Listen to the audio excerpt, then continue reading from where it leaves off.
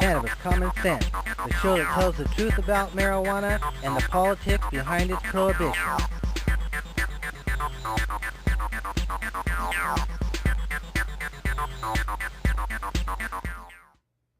Hello and welcome to another exciting edition of Cannabis Common Sense. We have an exciting show for you tonight. Mr. Tim Pate's here. Good evening, Tim. I am. How are you, Paul? I'm doing very well. And how are you doing? I am good, thank you. Good, good. You sounded your voice kind of amplified there. Yeah, well, you know, gremlins in the room. I guess so.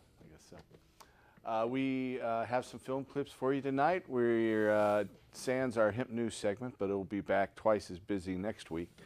But first we'll bring on our infamous dancing cannabis leaves. I can hear them. They're dancing. Testing 1, 2, 3.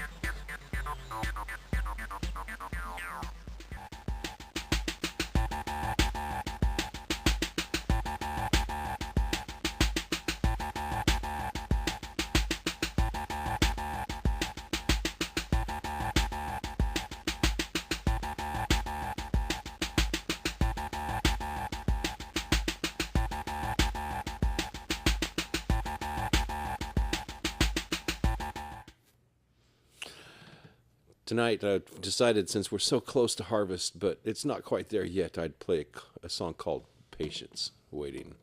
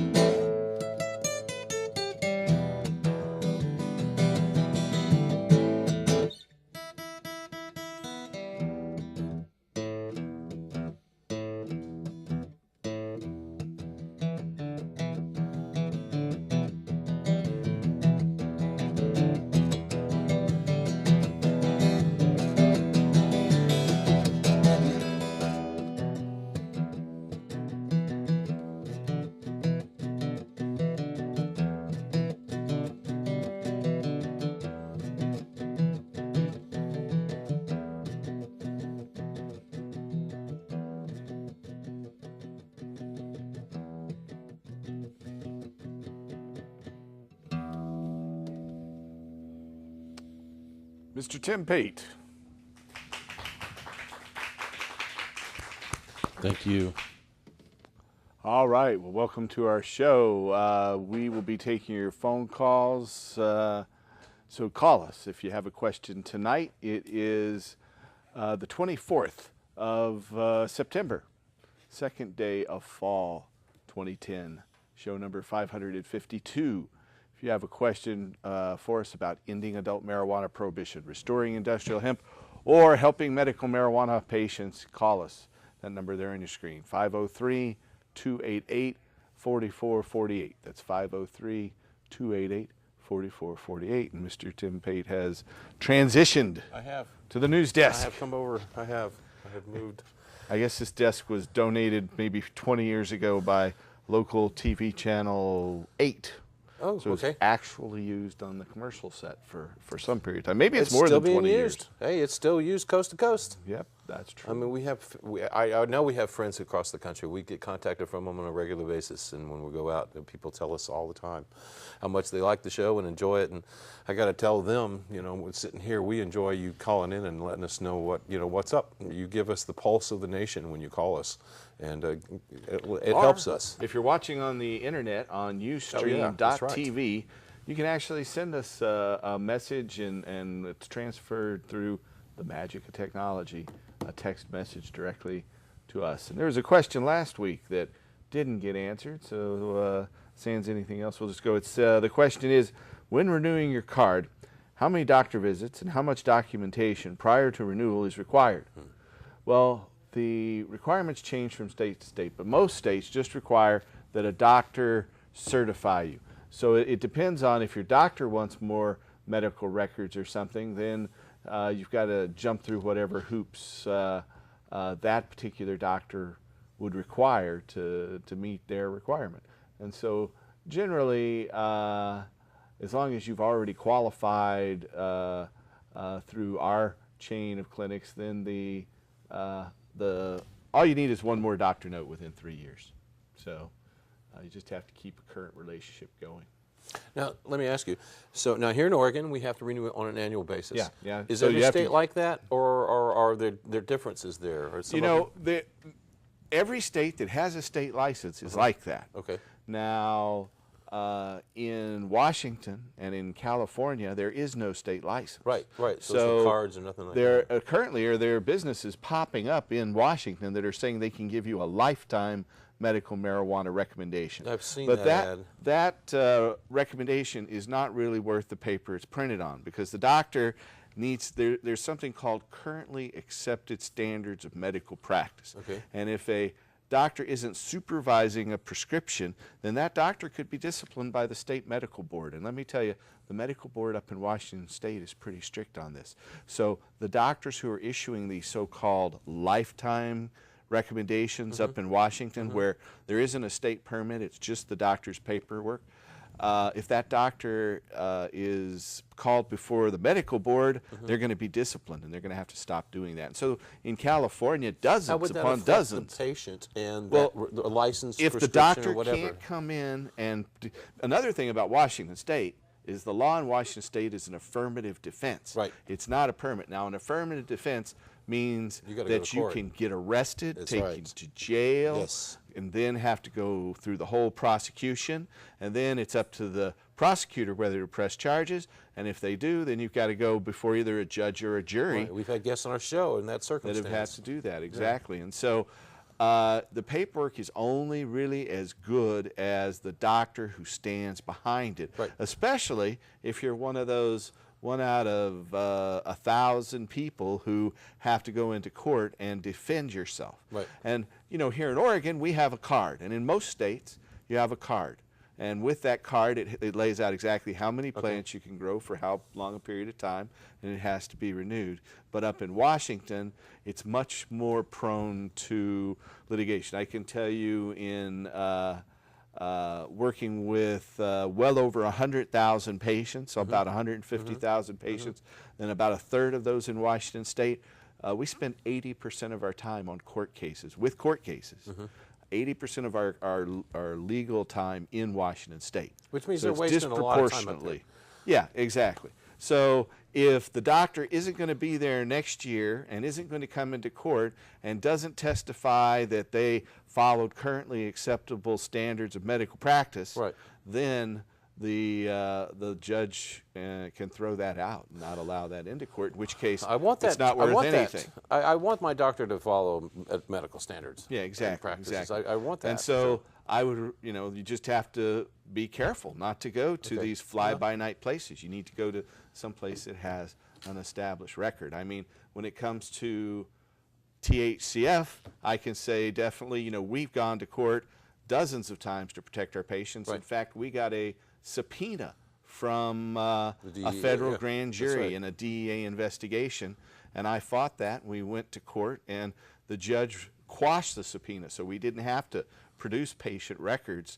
And then the judge actually wrote that THCF clinics represent the implementation and therefore the success of the state program and are integral to the success of the state program. Which is very true. So, yeah. And it's a shame that Washington set up their laws so it puts all of the onus on the patient to prove that. Well, the way the laws, you got to look at the way they evolved. We first had the law in California, which was a simple one-sentence law that said medical marijuana can be recommended by a doctor for anything that a doctor thinks it's useful for.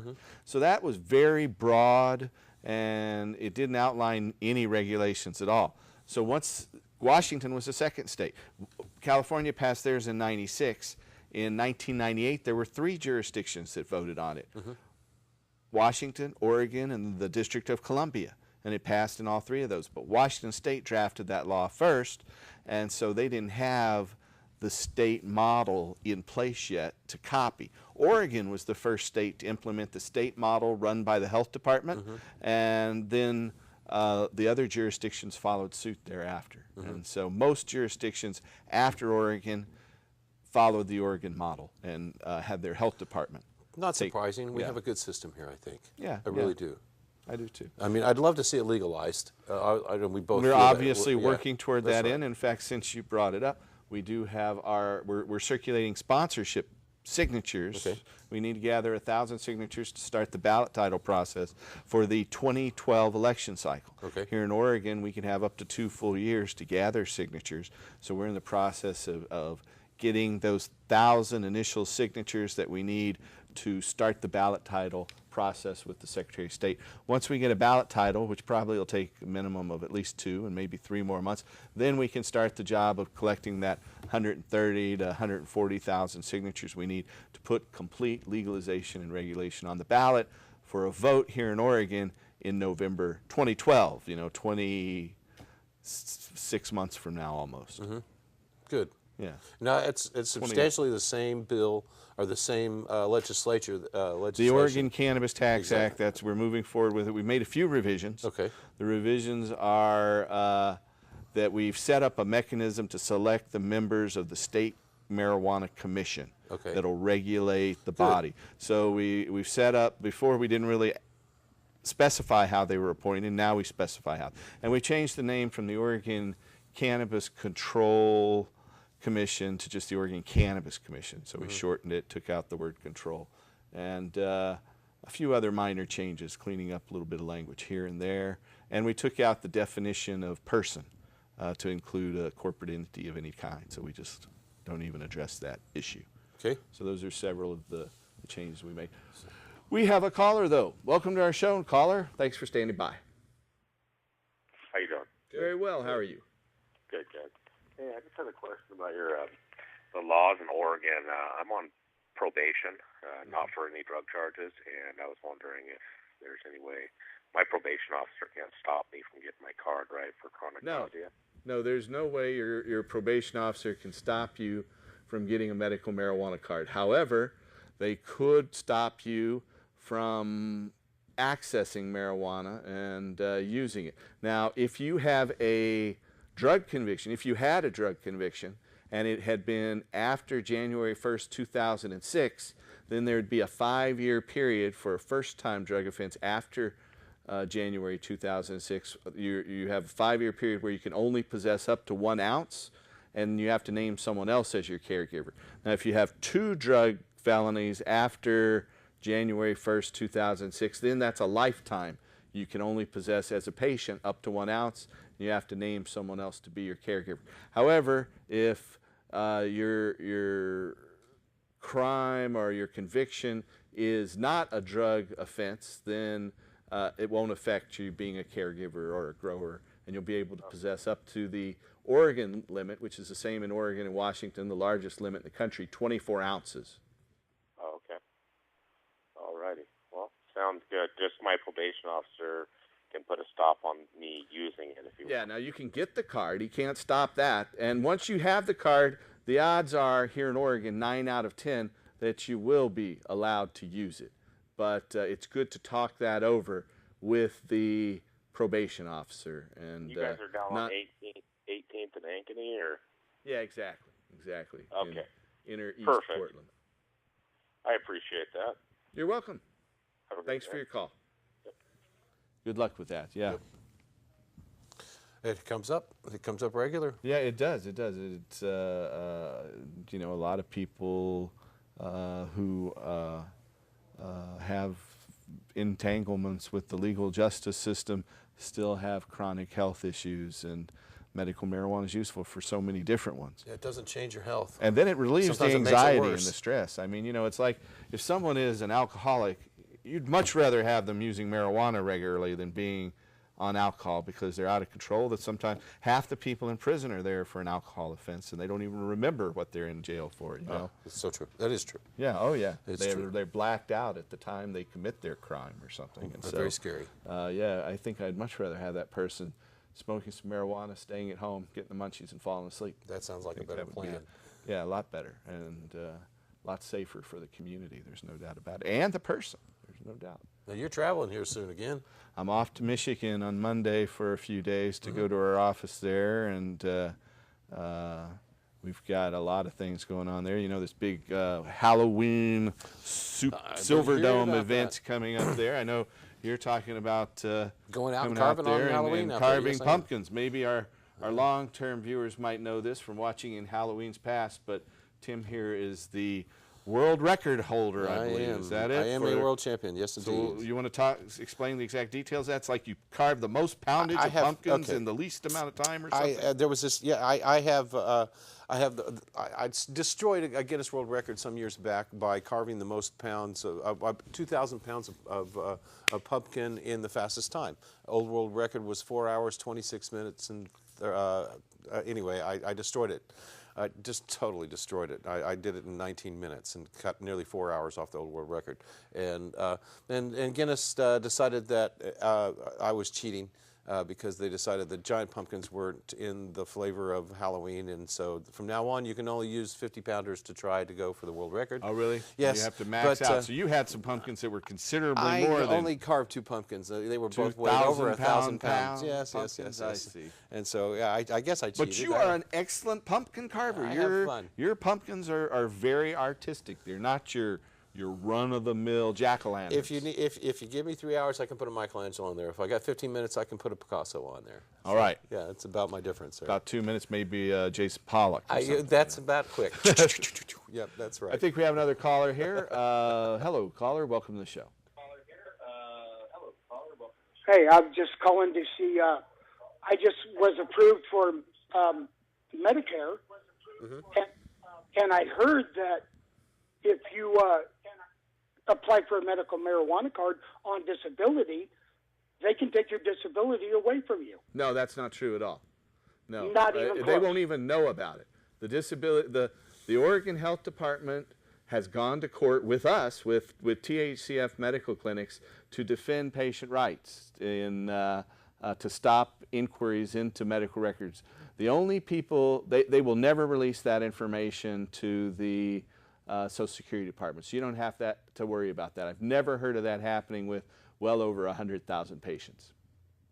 That's just really awesome. I've just been told from my kids that I can do this, and I just got approved, and I've been told things, and it's like, I want to make sure I know what I'm doing. There is something that people should know, and that has to do with applying for disability from the Social Security Commission. Now, this doesn't matter once you've received your disability, but when you apply for it, you don't really need to tell them about medical marijuana. And if you do tell them about medical marijuana and you get before an anti-cannabis judge who determines whether you qualify for disability pension or not, then it could have a negative effect on obtaining disability. So we recommend that patients not reveal to the disability adjudicator that they have a medical marijuana permit, because it really doesn't affect the application and the process, doesn't affect your condition.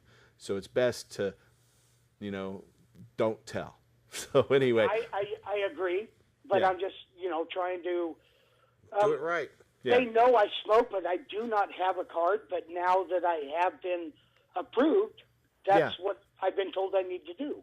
Half the people out there think marijuana is just fine. So if you get a judge or a disability adjudicator who knows the truth, then you don't have to really worry about being honest in that way. Right, but if you get before a judge who thinks marijuana caused their grandson to go downhill or something, then you might have to, telling them is not going to help. Let's put it that way. Exactly, yeah, right. Oh, cool. It won't help, and it might hurt. So it's best just not to tell the disability adjudicators about a medical marijuana permit. Right on. Okay, thank you. You're welcome. Thank you.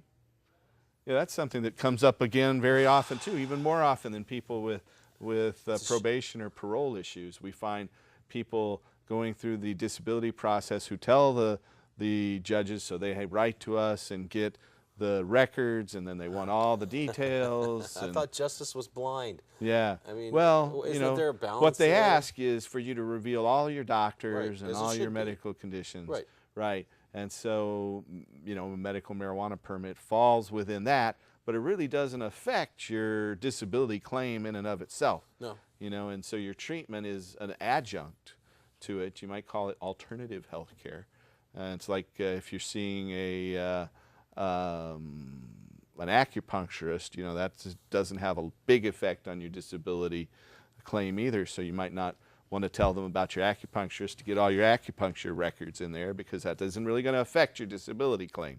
So we advise people to not tell the disability adjudicators about medical marijuana, because it will not help and it might hurt. Gotcha. I understand. If you're out there and you have a question for us tonight, give us a call at 503-288-4448. That's 503-288-4448. There's your pumpkins. Are those the big ones? Those were the big ones. Those are the 1,000-pounders? Yes, they were. Yes. Well, through the magic of technology, our How about that? It appears volunteers in the control room have gone back in time. I did that at Chinook Winds Casino. I had the mayor of Lincoln City was my unremittent witness, and one of the city council members was also a witness. And then had an official weigher, an official timekeeper, an official videographer, and went through the whole process. But they didn't like the idea that I was using them big boys. So each one of those weighs a little over 1,000 pounds. Mm-hmm, mm-hmm. Yep. So you're going to go for the regular 50-pound or less one? No way. No. What if the people at the Silverdome in Detroit wanted you to try it? You know what? They paid you to do it. You'd probably do it. I right? would. Yes, I would. I would attempt it. But you've got to understand now. It's how many? easy What's to the record outside of your record? I mean, your record's like 2,000 pounds. What was the record? Well, before that, all they did was they went for a ton, 1 ton of pumpkin. Fastest time to carve a ton of pumpkin. I see. Basically, what they did, and you have to put the eyes, eyebrows, nose, mouth, and the lantern top cut off and put back on. That was the official Guinness World Record rule. So okay? at 50 pounds of pumpkin, you're going to have to at least 40 20 of those. Or 40. Yeah, that's 40 40 of those. Right. Yeah, that's 40 pumpkins. You'd have to carve at 50 pumpkins, so, which is a lot of pumpkins, So I decided to see how quickly I could carve 2 at 1,000 pounds each, which happened to be 4 hours faster, and they didn't like that. Well, we have a through the magic of Ustream.tv. That's the letter U, STREAM.tv, where we stream live every week. That's right. We have a question. It says, what steps would one have to take to get a medical marijuana card in Rhode Island or Maine? Well, because both Rhode Island and Maine have laws that are based on what was originally the Oregon model, where the health department issues those. You have to get a doctor to fill out the attending physician statement. So then you have to turn that in with a fee to the state health department. So in all the states that have the state health department, that's what you would do. There are a couple of states that are different, but when it comes to Rhode Island and Maine, those are two states where you have to get a doctor to fill out your attending physician statement. You have to fill out your own application, make photocopies of your ID, turn that in to the state health department with an annual fee, and then they issue a card, and then you can grow and legally grow, possess, and use medical marijuana. And that's the way it is in Maine and Rhode Island and all the other states that have it. I think it's a way to do it. I really do. It's worked well here. You have a way to keep the police in check if they come in and attempt to come in on you because you have a registry that they're supposed to check first. And I think it's been helpful. Oh, it is. Very much as so. simple as that. In Washington State, they don't know whether you have. There's no one to check with. And the same in California. Right. There's really no one to check with when whether you have. They don't know till they come, knock at your door, and ask. Which has caused most of the legal problems. Yeah, that's where the legal problems come in. You know, where here in Oregon, as soon as the law passed, the Attorney General at the time issued an order. Hardy Myers, I think it was, issued an order saying to all the jurisdictions that from now on, in marijuana investigations, you have to call the medical marijuana office and check and see if there's a permit for that person. I remember reading it. I kept that decision by him. It was an opinion that he put out to all police departments. Yeah, I was glad he had it. Yeah, well, you know what, though? The difference between Oregon and California in one respect, and I wish we had done this also, because we've had trouble adding conditions here in Oregon. Okay, but in California, it was just whatever condition works. Right. Whatever this works for. And that's been kind of wide open, especially for some of the doctors who play fast and loose with it.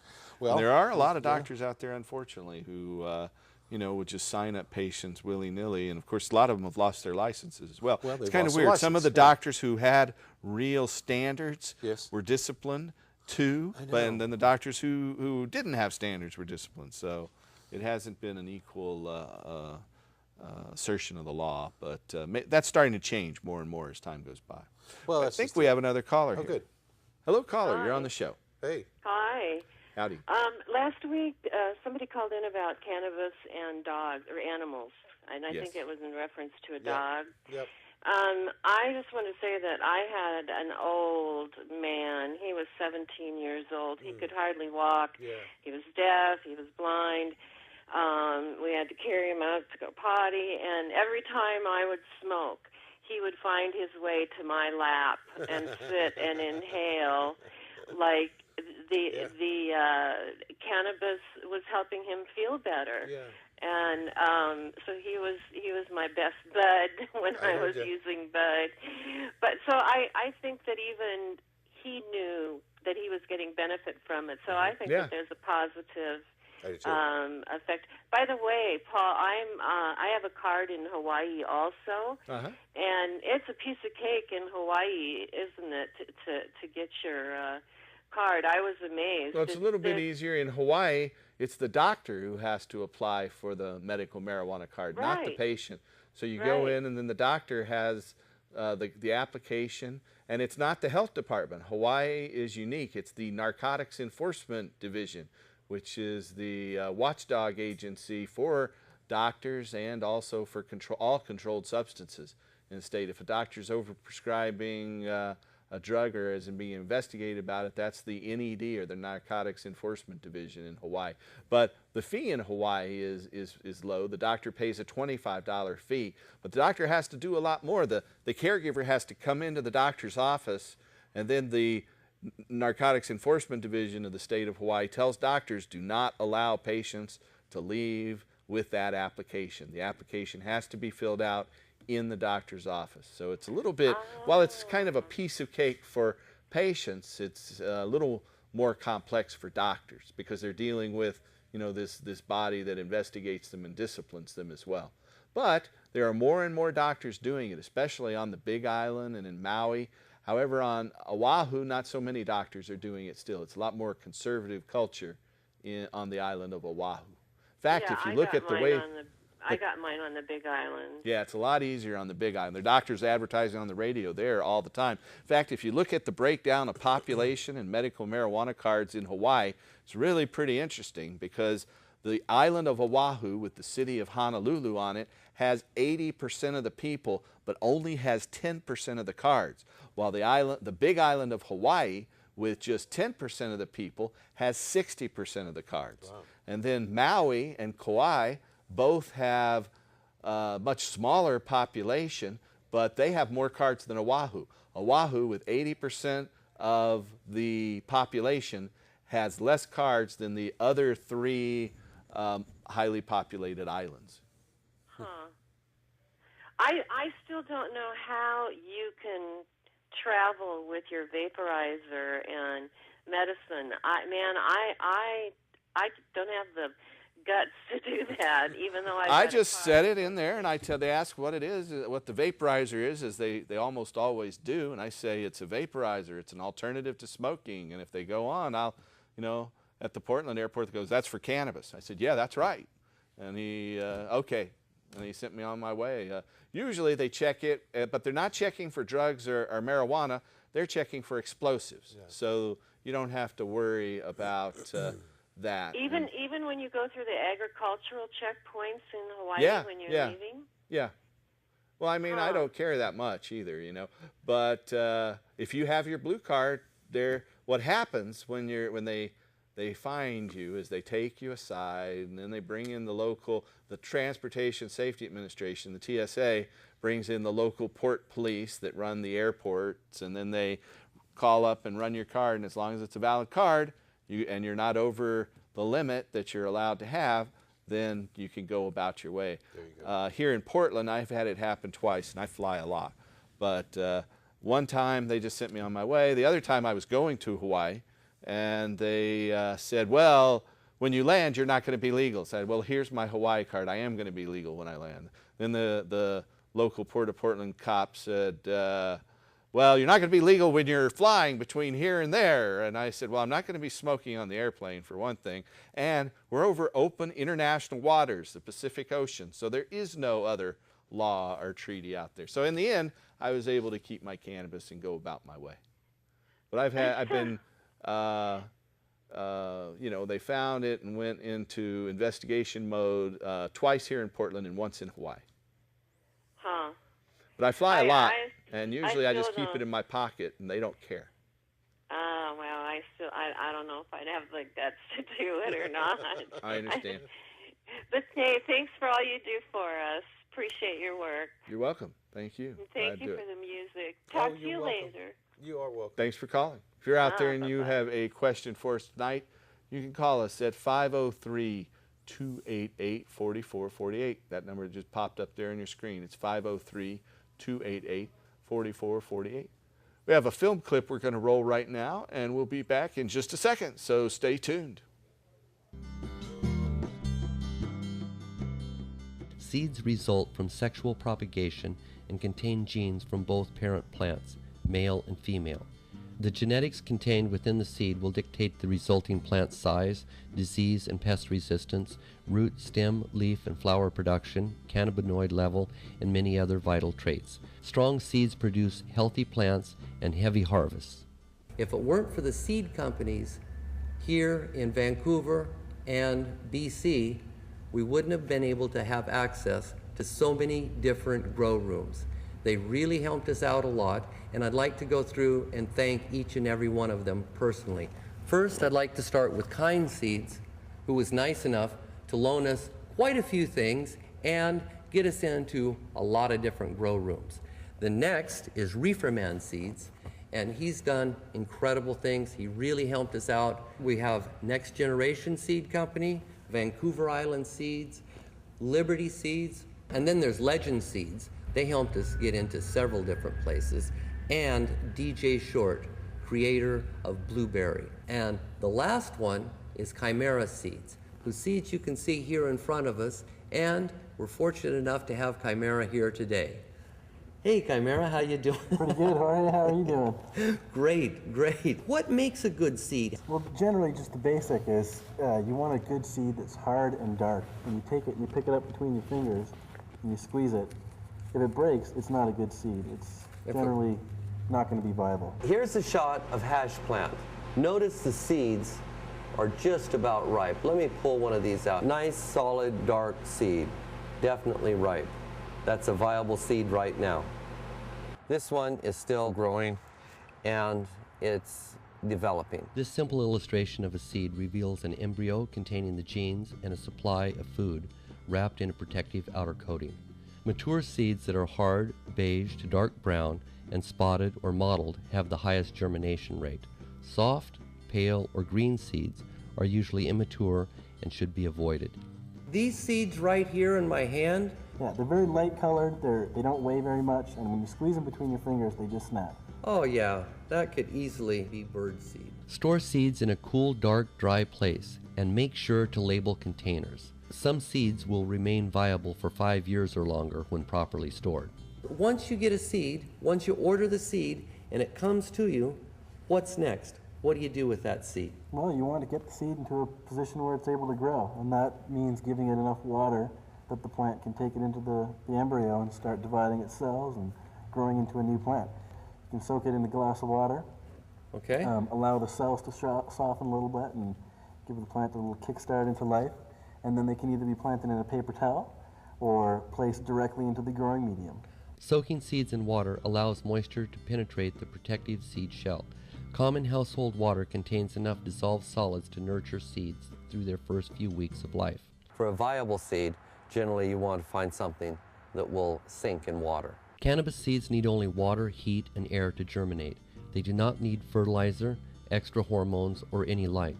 Properly nurtured, seeds will germinate in 2 to 7 days, in temperatures from 70 to 90 degrees Fahrenheit.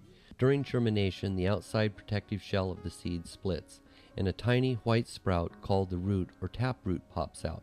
Next, cotyledon or seed leaves emerge from within the shell as they push upward in search of light.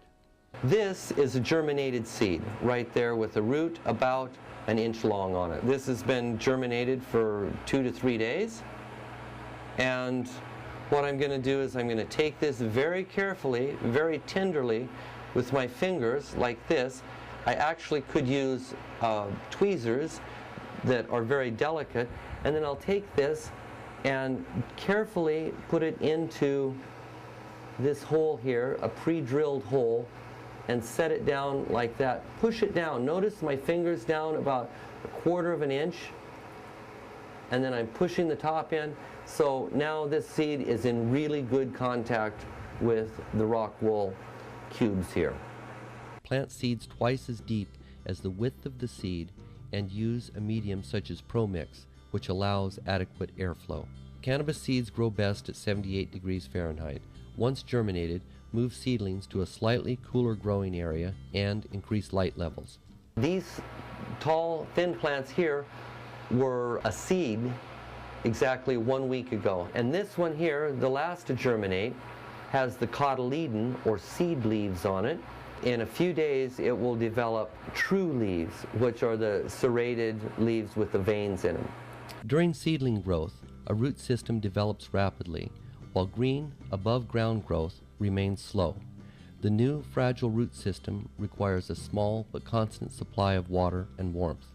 Too much water will drown roots and often leads to root rot. Lack of water will cause the infant root system to dry up. Underneath the tray is a heating mat, and this heating mat heats the growing medium so it's a little warmer, and if the growing medium stays a few degrees warmer, the roots will grow faster. Well, here I am in a breeding house or a house full of seedlings. Seedlings require at least 16 hours of light daily and require less intense light than they will need at later stages. If you order 10 seeds and germinate them immediately, expect that only 2 or 3 will grow into strong super females. The rest will be male, weak, or not germinate at all. As the seedlings mature, cull any sickly, weak plants and focus attention on the remaining strong survivors. One will be more robust and potent than her siblings, and therefore be selected as the mother of countless super clones. I'll explain more in detail about cloning in a few minutes. Seeds are available everywhere. You can find them advertised in High Times magazine. You can find them on the internet. Just type in cannabis seeds and you'll see hundreds of seed companies show up. Let's have a puff of this joint before we go. I was hoping you'd ask. Let me see. Here's a lighter. Let's fire this spliff up. Oh yeah. Well, Chimera, I'd like to say thank you very much for this joint, and thanks so much for showing up and teaching us all about seeds. Anytime, my friend, anytime. Now we check them. That is from George Cervantes' marijuana growing special. So we want to thank George Cervantes, who is also from here, originally in the Portland area, and a lot of stuff happens from out of here. That's really true. Does. That's it true. Really We does. got a lot of influential things for small business and the cannabis culture in particular. Well, you know what? I have to believe that because we have been very aggressive in creating opportunities for businesses to come up and display their wares and to show them, like in Hemp Stock, Hemp Fest, in other hemp rallies out here on the West Coast. Obviously, we've had more success than anybody else in the world at it. That we've given these businesses an opportunity to show what they can do, and then suddenly, after they've come to 2 or 3 hemp fests or hemp stocks, they set up their own brick and mortar because they have, they find they have a viable product and they need to keep doing it on a daily basis, and it's still hemp related, but it doesn't matter. It's now mainstream. That's only going to continue. On that vein, too, I want to thank, as the director and of Hemp Stock this year, I want to thank all the wonderful volunteers that came out and helped us, because we had so many good volunteers. And over the summer, as you know, many of us have been going and gathering out at Kelly Point Park on Sunday at noon, the last Sunday of the month, just to have a potluck. And so I want to let you know that if you come out this Sunday, we're going to have another potluck. It's a time for us to debrief. That's Sunday, September 26th. September 26th. This Sunday as we tape this. Yeah, so opportunity it's kind of to decompress and to pick up the last pieces of trash that are still out there. But actually, we've done a very good job. I think we left it cleaner than we got it. That was did. the word I got back. Though some of the surrounding areas kind of complained a little bit. Though, we have a phone call that's been standing by patiently here. Welcome to our show, caller. Hello. Hello. How you guys doing tonight? Good. Pretty well. Thank you. How are you? Much love on the education. I just want to say right away. Right on. Thanks. We keep trying. Hey, I'm going on a medical marijuana bakery. That's what I want to do. I really want to go on more of a website-based thing. Like they would have a subscription. Every month they would get their items as planned. I guess. So you mean like a delivery service for a dispensary? Is that what you mean? Yes, sir. Yeah. But it'd be more. I guess that's kind of my question. Is are you in Oregon? Should I go nonprofit, or should I? Yeah, in Oregon, if you're going to follow the right now, you can't legally sell it in Oregon. Of course, the law in California just never really addressed it. But in Oregon, the law says explicitly. Loophole, right? But the law will change as long as ballot measure 74 passes, which is a good opportunity to talk about ballot measure 74. Right. And we urge our viewers to register and vote in favor of ballot measure 74, which would set up a medical marijuana dispensary system here in Oregon. What it would require is that the dispensaries be Oregon nonprofit corporations. Once you're an Oregon nonprofit corporation, then you have to file for nonprofit status with the IRS. And so once you have both your Oregon corporation and your IRS listing, then you're a bona fide nonprofit. And then and under the new Measure 74 law, dispensaries have to be nonprofits. Now, if you don't want to be a nonprofit, because one of the disadvantages of nonprofits is all the assets don't belong to the people who set it up. All the assets belong to all the people, everybody, and they're controlled by the State Charitable Activities Division. So if you ever decided to go out of business for any reason, everything that you built would have to be sold off and then the money given to other nonprofits, or the state will take it and put it into a school fund. So there's another way you can go where you're not a dispensary under ballot measure 74, and that's to get a producer license. Under ballot measure 74, a dispensary license is $2,000 and a producer license is $1,000. Dispensaries have to be nonprofits. Producers don't have to be, but can. And then producers can only sell to dispensaries. They can't sell directly to patients. Now, ballot measure 74 is not going to affect the current law that patients can name individuals as their caregiver. Up to 4 patients can name a single individual as a caregiver. So that will still remain in effect, but the dispensary and producer system will be separate. And we're supporting that. It will create lots of jobs throughout the state, and it will help medical marijuana patients so they'll have better access. One other big benefit is that the nonprofit dispensaries have to give away, I think it's 10 or 20%. I can't remember exactly. It's either 10 or 20% of their cannabis. They have to give that away to low-income patients. So it'll provide access for those low-income patients that can't grow their own and can't really afford it. So that's another aspect of the ballot measure 74. So register, get out there and vote, and if you're in Oregon, vote for ballot measure 74. If you're in California, they have a groundbreaking initiative there, Proposition 19, that would legalize any adult over the age of 21 to possess and grow and use marijuana. And you could grow a small garden in your home, and you could carry up to an ounce away from your home. And then it would also allow the cities and counties to tax and regulate the legal sale of marijuana to adults over the age of 21. And then South Dakota and Arizona will be voting on medical marijuana as well. So they'll pass, it looks like they'll both pass, we'll see. But they would implement a new medical marijuana system through the health department in their states.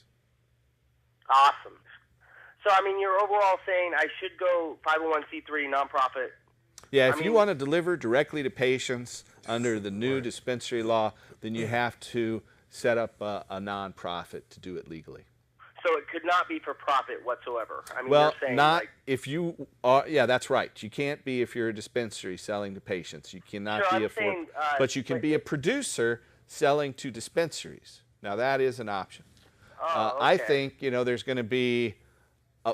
Right now we have almost 40,000 patients in the state of Oregon.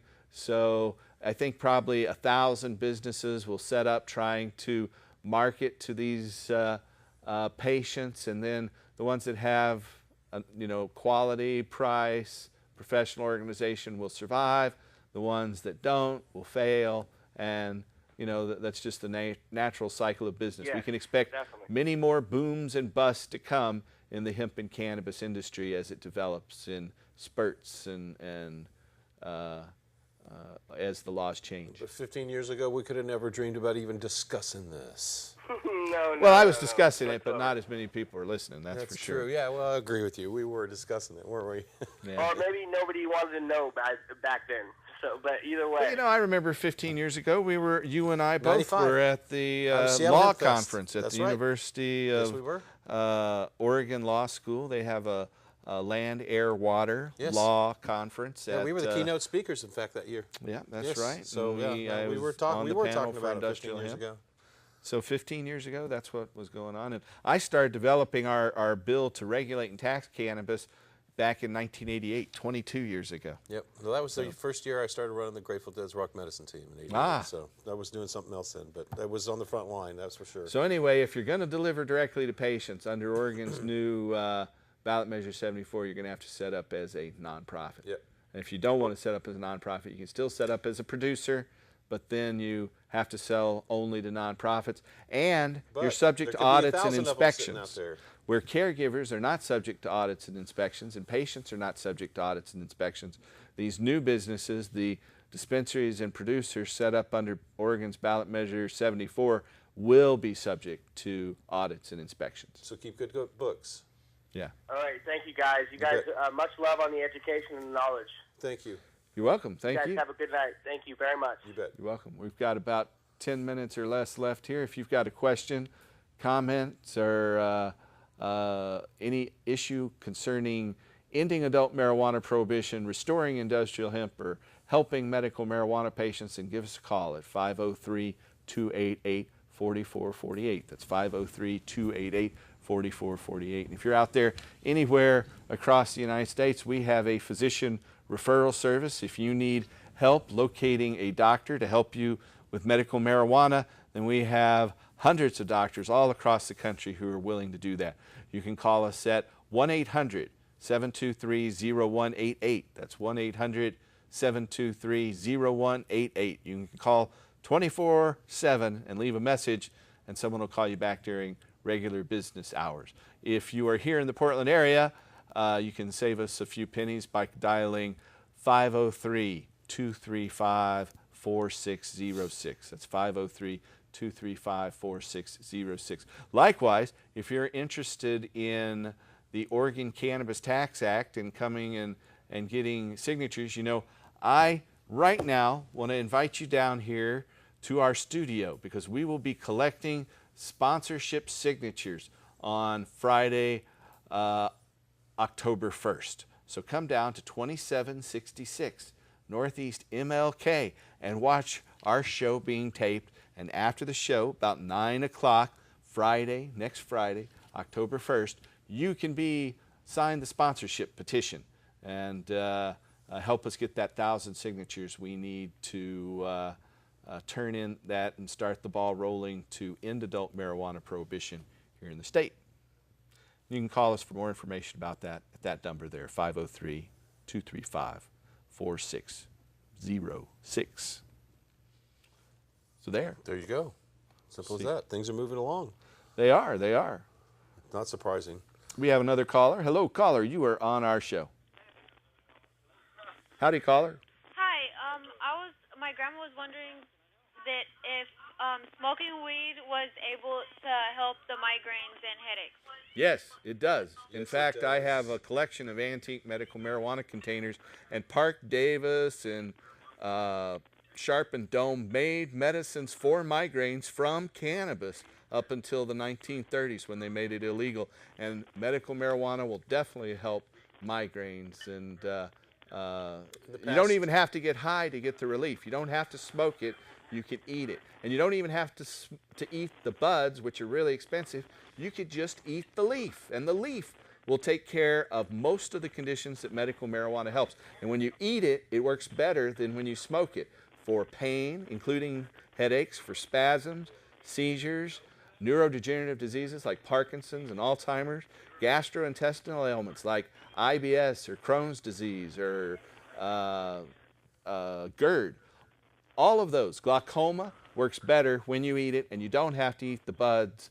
You can eat things made out of the leaf, which is a lot cheaper than the bud. I had a 5-day headache in July, and so you understand what a long-term migraines can be. I've had 5 serious concussions in my lifetime, and so occasionally I'll get just a buster, and you know what I mean. And so without this medicine, I don't know what I would do. Tell your grandma, yes, indeed, it does work. It will help her a lot. Well, thanks for that call. Good luck to your grandma. Thank you. You bet. Good night. We're down to just 5 minutes to go here, so we might be able to squeeze in another call, so keep trying at 503-288-4448. And otherwise, we've got that picnic coming up this weekend for all our hemp stock volunteers. We had a real great success with that. And so we did. It was our largest event by far. It seems like it doubles every year, doesn't it? Well, it did. It certainly did this year. It doubled and tripled the attendance we were expecting. Yeah, it just was. It was much more, and we're still working on the ramifications of having an event that size. At that location. I'm trying to find some parking. The Port out of Portland was there. not too happy. I guess 60 cars got towed off of our neighboring There were a few tickets involved too, and yeah. Then the port sent us pictures of some turf damage, implying that we were liable. Of course, we are not liable for the turf damage, but hopefully it won't go any farther than that. But you know what I'd like to do, though? I'd like to find a good solution for both us and the port out there that we both would be happy, because the port has some land out there that if we rented from them, we could park everybody safely, nobody get towed, nobody get a ticket, and we could even hand the port some money. And I'm sure that they would be interested in that if we find a way to communicate that with them. So, hopefully we can find a good solution. Well, for we've got a everybody year involved. to prepare. That's what I'd like to do. So next year we'll have another Hemp Stock Festival, and the whole summer season will be upon us again. Yes, it will. With a whole new here we go. set of implications, and next as year, the law changes. Seattle Hemp Fest will be 21, so we'll be old enough to drink next year. Yeah, if Proposition 19 passes in California, that's going to change everything. Yes, it will. I guess the RAND Corporation, a research think tank, says that marijuana will drop down to $35 an ounce, which is still room for profit in there for the outdoor growers at least. There is. Yeah, I figured what my per ounce price is for outdoor, and that includes the labor involved and everything, and it's under $15 an ounce. So, and that includes guards and everything. That's not when people are trying to rip you off, which is this is the season right now. It is. That's one thing. So be if careful you have out any there. outdoor plants, you probably have people trying to steal. We've had several theft attempts at our outdoor garden. And I know one of my dear friends had his garden ripped off here just a week or so ago, so that's a sadness. Yep, that is the shame of it, and that's one of the things that the dispensary system will help solve. There'll be a place for people who can't grow reliably outdoors. So anyway, we have a little, do we have a film clip to roll? No, we're just coming to the end. I guess, Tim, you're going to have to switch over to your musician chair. It's time. And I'll sit here and just explain to you again that if you or a loved one think that you might qualify for medical marijuana, then we have doctors all across the United States that can help you everywhere. Just call us at 1-800-723-0188. That's 1-800-723-0188. We're going to go out with Mr. Tim Pate and some music and some wonderful flower shots from the THCF Medicinal Gardens. I want to thank you for watching. Tune in next week and help us restore hemp. Good night.